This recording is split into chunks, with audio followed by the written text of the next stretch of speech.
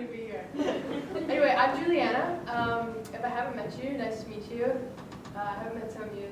Those are my friends. They actually don't play. They don't go to this school, but they're here. They're my support group tonight. So thanks for coming. Anyway, I'm Juliana, and this is my second year here at UFV. This is my second year playing on the women's volleyball team. And throughout my life, volleyball has given me lots of opportunity. Actually, 2 years ago, I had the opportunity to go to a small South American country called Paraguay, and I actually went with some of those people back there. What happened was we took 20 high school athletes, and myself being one of them, and about 5 leaders, and our whole goal was just to go to Paraguay and just to serve the kids in the community during the day, and then at night we would just play against like Paraguayan national teams. So it was just this like awesome opportunity that we got to do, and I got to do it when I was in grade 12, so I was just so stoked about the whole thing. But I remember getting there, and I wasn't quite prepared for how difficult this whole language barrier was going to be. In Paraguay, they speak Spanish, and really all I had going for me was a C- in Spanish 9. So I knew like a few common words and phrases, but I had no way of understanding full Spanish sentences. So we get there, and we get to this small nutrition center, and these nutrition centers were places where kids could come from the community and just like eat, get a meal, and just hang out. So our job was to go there and play with them. And so we get there, and I'm literally standing there, and all of a sudden, all these Paraguayan kids just come up to us, and of course they're fascinated, like, wow, white people. And they just start talking to me in these full Spanish sentences, and I remember just standing there, like, with this kind of glazed look on my face, like, I don't know what to do, like, bonjour, oh wait, that's not Yeah, so I was just kind of standing there, and so immediately, they realized that I wasn't understanding them. So then now, at this point, they're yelling at me in Spanish. So they thought that maybe if the louder they spoke to me, the better chance I had of understanding them. But of course, that wasn't happening. And I just remember being so frustrated. And so then I remembered, oh, well, we took this bag of sports equipment with us. So I walked over to this bag of sports equipment, and I pulled out this soccer ball, and I held it in the air, and immediately all these kids' faces just lit up. So I was like, okay. So I threw it on the ground. And I'm not kidding you, like 50 kids that weren't there before, just like attacked this ball. And they're just like kicking it around, kicking it at me. And all of a sudden, what they were trying to communicate with me was just totally irrelevant, right? Like all we needed now was this little ball. That was the only form of communication we needed. And I remember like 2 hours went by, and I felt like I had 50 brand new friends. And the whole time, we hadn't spoken a word of English to each other, which was so crazy, but it was so awesome.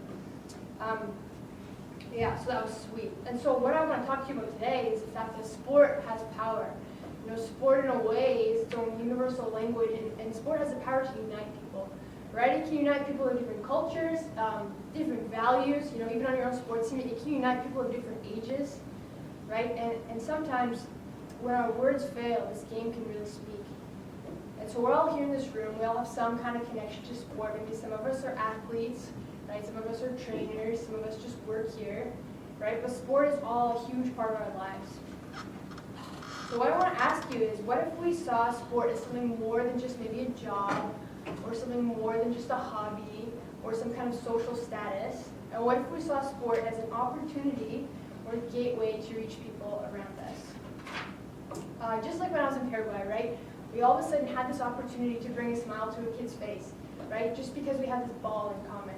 Maybe some of us, how many of us have ever been on a team where we feel like we have nothing in common with our teammates, right? It's just so crazy, but you're still best friends because you have this sport that connects you. And to me, that's just like it's such a beautiful thing. Like that's so awesome to all of a sudden have this friend group. And so I just want to share a little bit of background on myself. You're probably wondering who the heck am I? And how I really became passionate about using my sport as this platform to reach others.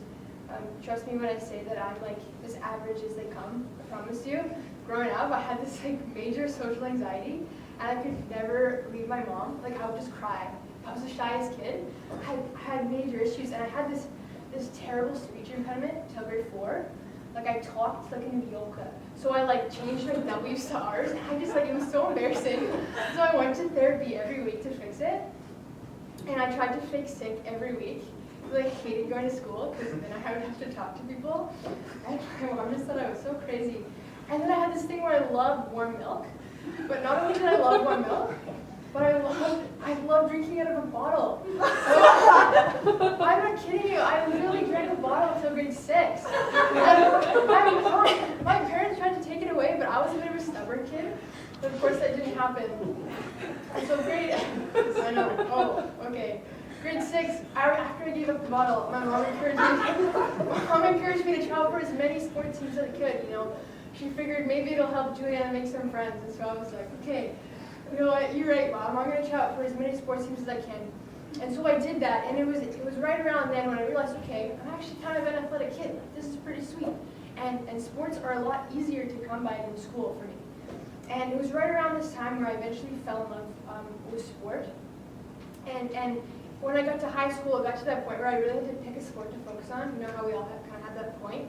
And I'm telling you, it was not hard for me to pick volleyball, because that's the only sport where it doesn't involve you touching the other team. And like, I love that about volleyball. I'm not really a physical person. And so anyway, in high school, I realized, okay, I'm actually getting pretty good at volleyball. And I noticed that the better I was at volleyball, the more important I felt, because the cooler people thought I was. And so I started to put all this time and this work into my sport. And it actually became all about me. And my dream was, I want to play post-secondary volleyball. And I would look at the girls on post-secondary teams and be like, whoa, you know, I want to be like that one day. And that was my whole mission. And I would just look up to these girls, and so that was my whole thing. And so all of a sudden I became very focused on winning, being on all the best teams, and making myself as good as possible. And it was all about me. And I'm not really saying that's a terrible thing, but it only became a bad thing when I thought that's all sport was about. And when I only used sport for personal gain, and I forgot about the people around me, right? When making myself better at volleyball became more important than like loving my teammates and reaching out to them in real life outside of volleyball. So I had all this talent, right, that I've been building up over the years, all this effort that I've been putting in, and then I was just keeping it to myself and totally just advancing myself. And really, what that did was it left me unsatisfied. And as an athlete, I was only using half of my potential. And there was this other use for my sport that I'd never realized before. You know, there was an opportunity to use my sport as this gateway to reach directly into my community. And looking around the room, the small crowd we have, many of us have worked very hard to be where we are today. You know, we've achieved this athlete status, and sometimes, you know, it's tempting just to keep it to ourselves. You know, we get very focused on the motions in life, you know, working hard, going to practice all the time, working out, you know, all to win this championship. And when we aren't doing these things, you know, we're working on our academic status and working hard to get our degrees. And all these things are great. All these things are great. But when these are our only goals, we miss out on our full potential as student athletes. And I've met a lot of you guys before, and a lot of you guys are very talented athletes. I'm an avid fan. But I've noticed more than that, a lot of you guys are very unique leaders. So looking around the room, I can point out lots of people that I know are very unique leaders, and a lot of you have very strong personalities.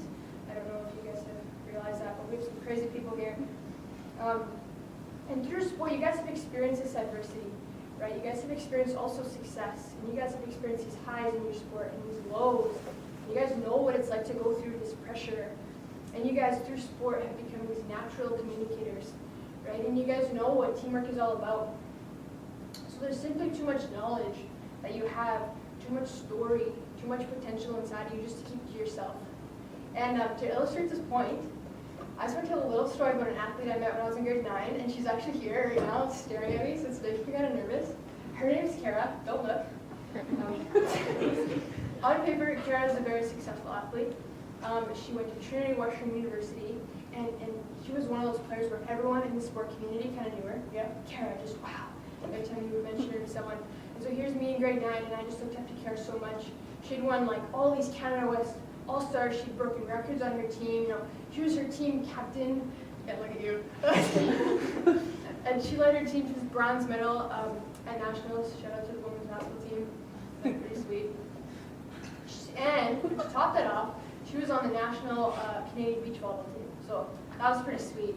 And so, boy, did I think she was good. Okay, so here's me in grade 9, and I remember just going to her games and just watching her, and I saw that she had this blonde hair. Just like, oh wow, just like me, you know. And she was kind of skinny, you know. I was like, wow, she's frail, just like me, you know. Maybe one day I can be just like Kara. And in grade 9, I was lucky enough actually. Kara helped out coach the club team that I was playing on, so I just remember being starstruck. Kara was flawless, didn't matter what she did, and I was pretty naive to this at the time, but Kara realized how much I loved her, and any other person could have just shook that off, this kid's a little obsessed with me, this is kind of weird. But Kara realized that her sport and her varsity athlete status had given her this platform to speak into my life. So sport was kind of our initial connection, and then from there she would take me out for coffee and be this mentor to me. And then for years after that, she continued to hang out with me. And even though she wasn't perfect all the time, I know that the wisdom and insight that she was able to give me actually shaped my life and changed my life. And this was just because Kara made that choice, right? Not to keep her sport to herself, but to give it to someone like me. And because of this, Kara's impact actually goes long past her 5 years of eligibility at Trinity Washington, right? It's still going on today. It's actually going on in my life. And last summer, I think, was the first year I really realized my status as a varsity athlete could have on other people. Kara obviously encouraged me. She said, Juliana, why don't you come with me and join me in impacting others through sport? So she invited me to help her coach with Athletes in Action. And I did this for 3 years, but last summer is when I truly realized kind of the impact that I could have. We coach these camps, and throughout the summer we have just hundreds of kids coming by, and each one of these kids, I realized that just a word of encouragement from us, just because we're athletes, nothing more than that, could change a kid's life. This could just get a kid smiling. And it's not because we did anything, it's just because we're varsity athletes, and they love that. Because of this, kids would listen to what we had to say. And in a way, we kind of had this opportunity to guide a younger generation. And some of you guys might be thinking, Juliana, this is great, but I don't coach kids. And I understand that. And so you're saying, this is great, but I don't really travel overseas, so how is this relevant? So here we go. This is, you want to pass me that water? This is my most important part of what I want to say. This is relevant because I'm not going to do a demonstration. I'm just park showing you. Okay, this is relevant. This is relevant because you go to this school, right? Right now, you're a part of this network, this community of athletes. Sport has already actually done its job for you here, right? It's broken down these barriers, and it's given you this relationship that you already have with your teammates. So I want to encourage you, don't forget to inspire them, right? Don't forget to take a break from yourself and your own athletic and academic goals long enough to realize that there's wonderful people in this community. Right? Don't forget to walk through the gym hallways and meet people and love people. Because we have an opportunity here to change people's lives and to get to know people's stories. And for me, using my platform here at UFV means befriending someone on another sports team. I know this means that volleyball girls can be friends with basketball girls or soccer girls or rowers. And there's even new wrestlers. I haven't met any of them. I think they're pretty cool. It means being courageous enough to start a conversation with someone in this department and actually care about them. And it means getting excited for one another and supporting one another. My own life, it's funny. Once I started doing these things, I actually became a happier person. And I was actually the one that was being impacted more so than the other people around me. And all of a sudden, my life counted for something bigger, right? Something that was better than just this athlete status, so this athlete academic success. And so there's this opportunity for all of us here, right? There's an opportunity to do more with our sport than just what we can do on the court. My real hope is that we start to realize this as a community. And we can impact globally, locally, or just within our current network here. And if you're someone that says, yeah, I want more information on coaching this summer and traveling internationally, I have all the hookups. My boss is sitting right there. She has hookups. And we're going to Haiti tomorrow. Tomorrow morning. Whoa! How fun is that? Yeah, so we're super stoked. And my direct connection is with Athletes in Action, and they're a Christian sports ministry that focuses on just using sport for a bigger purpose. And we even, besides that, we have tons of examples here. We have Alexa, we have Jasper, right? These people that are taking their sport and communicating positive messages to the community. And maybe some of us will say, okay, well, Jasper and Alexa, they're in a league of their own. They're kind of superhuman. And I'm not there yet. Or it doesn't have to be like that, I promise you. You don't have to feel like anything special. You can feel less than average. You just have to look at me I remember that I drank a bottle of Ritz. You don't have to be special, right? It just starts with this realization that by default, your sport gives you this opportunity to be an influencer, right? So make the most of that potential. And I guarantee you that once you do this, that your impact will go a lot longer than just your 5 years here. And I guarantee you that you'll be satisfied, and I guarantee you that you will change the lives of others.